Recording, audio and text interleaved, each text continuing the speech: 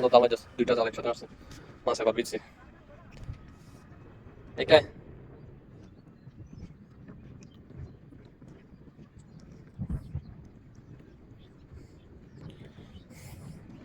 সোয়াদ বাজি হওয়া কুটিও বাজি তো দেখি মাছ পড়বে কি মাছ পড়ে দেখি। ও মাছ অলরেডি পড়ছে,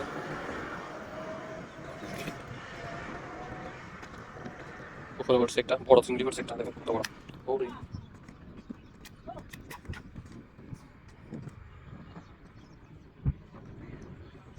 ভিতরে ভিতরে গিয়া ভিতরে দেবে আছে না, নাহলে তুই লাল জ্বালালে দেবে আছে চিংড়ি, আমরা মনে করছি চলে গেছি।